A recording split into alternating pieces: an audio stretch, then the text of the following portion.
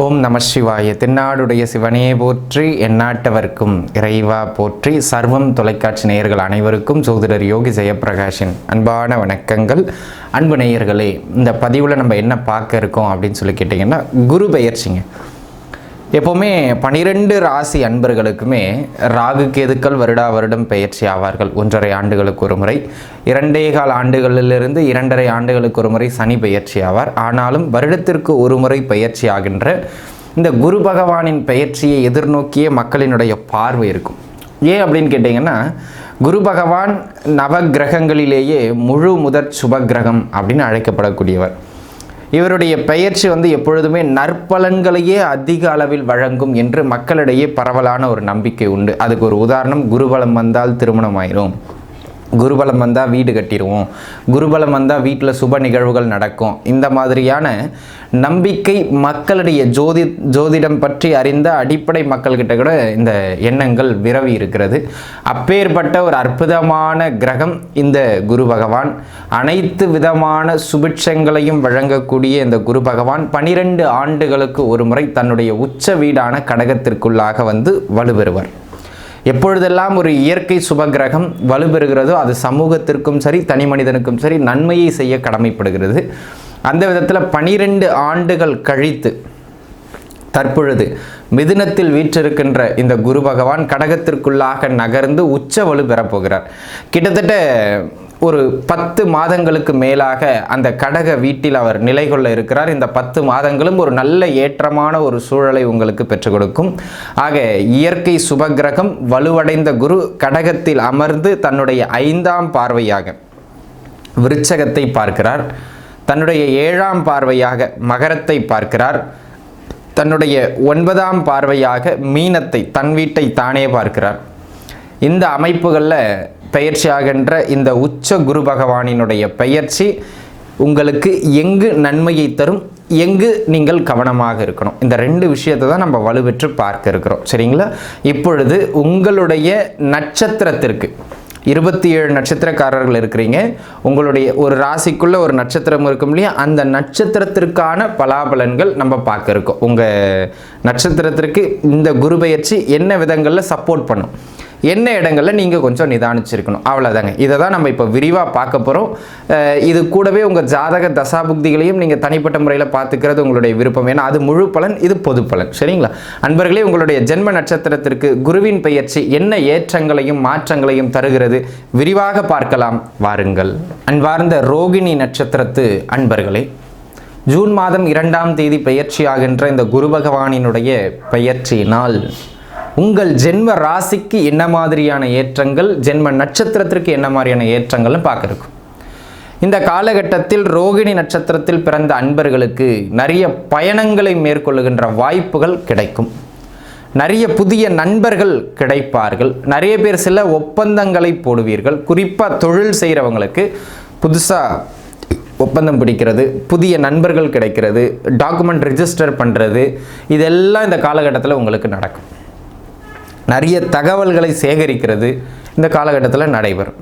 அதே போல் அன்பு நண்பர்களே, ரோகிணி நட்சத்திரக்காரர்களை பொறுத்த மட்டிலும் இந்த குரு பெயர்ச்சியில் ஒரு முக்கியமான நல்ல விஷயம் என்னென்னா, கிடப்பில் போடப்பட்டு விற்கவே முடியலைங்க அப்படின்னு சொல்லக்கூடிய இந்த வீட்டை விற்றுட்டுனா நான் ஊரில் வீடு வாங்கிடுவேன், இந்த நிலத்தை விற்றுட்டுனா என் கடனை அடைச்சிரும் அப்படின்னு நம்ம ஒரு கமிட்மெண்ட்டுக்காக ஏதேனும் ஒன்று விற்கிறதுக்கு முயற்சி பண்ணிக்கிட்டு இருப்போம்.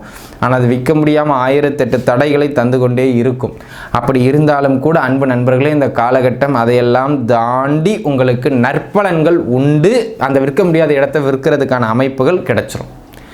நிறைய பேருடைய உதவிகள் கிடைக்கும். நீங்கள் ஏதேனும் ஒன்றை எதிர்பார்த்து சில உதவிகளை எதிர்பார்த்து இருந்தீர்கள் என்றால், மேக்ஸிமம் நீங்கள் எதிர்பார்க்கிற உதவிகள் எதிர்பார்க்கிற இடங்கள்லேருந்து கிடைக்கக்கூடியது மாதிரியான ஒரு யோகமான காலம் இந்த காலம் அப்படிங்கிறத நீங்கள் புரிஞ்சுக்கிடணும். சரிங்களா? அந்த விதத்தில் இது ஒரு நல்ல மேன்மை அப்படிங்கிறது பார்த்துக்கிடுங்க. அதனை அடுத்ததாக, பிரிந்து போன சகோதர சகோதரி உறவுகள் கூட மீண்டும் ஒன்றாக சேரும், உறவுகள் இணக்கம் பெறுகிற, சின்ன சின்ன கருத்து வேறுபாடு வரலாம், ஆனால் இருந்து வந்த பெரிய பிரச்சனைகள் இணக்கம் பெறுகிற ஒரு நல்ல காலகட்டம் தீர்ந்து. சரிங்களா? அந்த விதத்தில் உறவுகள் மேன்மையுறுகிற ஒரு நற்காலம் இந்த காலம். ஆனால் சின்ன சின்ன டிஸ்டர்பன்ஸ் இப்போவும் நீடிக்க தான் செய்யும். அதை கொஞ்சம் நம்ம பார்த்து இருந்துக்கிடணும். சரிங்களா? அந்த பெரிய பிரச்சனைகள் வீரியம் குறைஞ்சிரும், அதை கவனத்தில் வச்சுக்கோங்க. அதனை அடுத்ததாக ரோகிணி நட்சத்திரத்து அன்பர்களை பொறுத்த மட்டிலும் அடிக்கடி டிராவல் பயணங்கள் பண்ணக்கூடிய ஒரு காலகட்டம். அப்போ யாராவது நீண்ட நாளாக இந்த ஊருக்கு போயிட்டு வரணும், இந்த இடத்துக்கு போயிட்டு வரணும் அப்படிலாம் ஐடியா வச்சுக்கிட்டு இருந்தீங்க, பிளானிங் வச்சுட்டு இருந்தீங்கன்னா அது எல்லாம் இப்போ எக்ஸிக்யூட் பண்ணலாம். ஆமாங்க, ஊர் சுற்றுறதுக்கு இந்த குருவின் பெயர்ச்சி ரோகிணி நட்சத்திரத்து அன்பர்களுக்கு அற்புதமான முறையில் அமையப்பெறுகிறது அப்படிங்கிறத நீங்கள் புரிஞ்சுக்கிடணும்.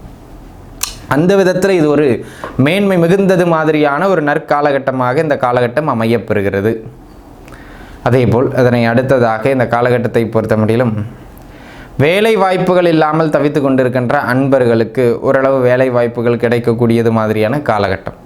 தாராளமாக நீங்கள் முயற்சிக்கலாம். ரொம்ப சூப்பரான வேலை, சக்ஸஸ்ஃபுல்லான வேலை அப்படிங்கிறது மாதிரியான அமைப்புகளில் கூட உங்களுக்கு அமையும். ஏன்னா பிற கிரகங்கள் சனி ராகுலாம் நல்லா இருக்காங்க.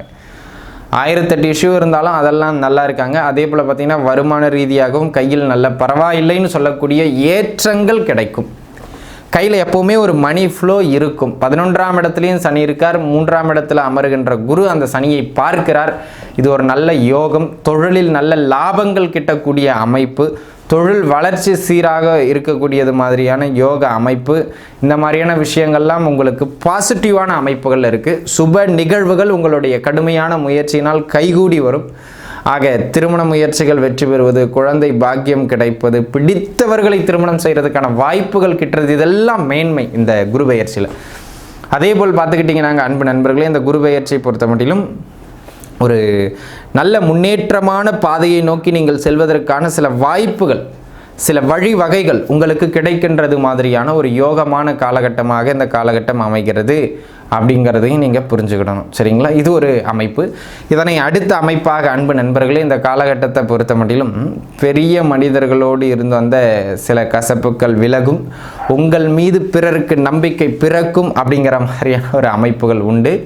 ஒரு சிலருக்கு இந்த ப்ரமோஷன் கிடைக்கிறது, ஒரு சிலருக்கு நல்ல அந்தஸ்து கிடைக்கிறது, இதெல்லாம் கைகூடி வரும். திருமண முயற்சிகள் வெற்றி பெறும். மேக்ஸிமம் உங்களுக்கு தெரிஞ்ச சர்க்கிள்லேயே பாருங்கள், திருமண அமைப்புகள் கைகூடி வந்துடும். கணவன் மனைவிக்கு இடையில போயிட்டு இருந்த மிக கடுமையான பிரச்சனைகள் கூட வீரியம் குறைஞ்சு பரவாயில்லைங்கிற நிலைமைக்கு வந்துடும். ஸோ அந்த மாதிரியான ஒரு அமைப்புடைய ஜாதகம். அதே போல் பார்த்தீங்கன்னா இந்த காலகட்டம்ங்க எல்லா விதத்திலும் உங்களுக்கு ஏற்றங்களை தரும், உங்களுடைய முயற்சிகளில் வெற்றியை தரும் அப்படிங்கிறதுல எந்த விதமான மாற்று கருத்தும் கிடையாது. இதில் கொஞ்சம் கவனமாக இருக்க வேண்டிய இடங்கள்னு சிலது உண்டு. தாயாரின் உடல்நிலை கொஞ்சம் தொந்தரவாகும், உங்களின் உடல்நிலையில் சின்ன சின்ன தொந்தரவுகள் இருக்கும், அதை கொஞ்சம் பார்த்து கவனித்து வச்சுக்கிடுங்க. அதே போல் அன்பு நண்பர்களே, இந்த காலகட்டத்தில் பொறுத்த மட்டிலும் பார்த்துக்கிட்டிங்கன்னாங்க எதை தொட்டாலும் அலைச்சல்களுக்கு பிறகு வெற்றி.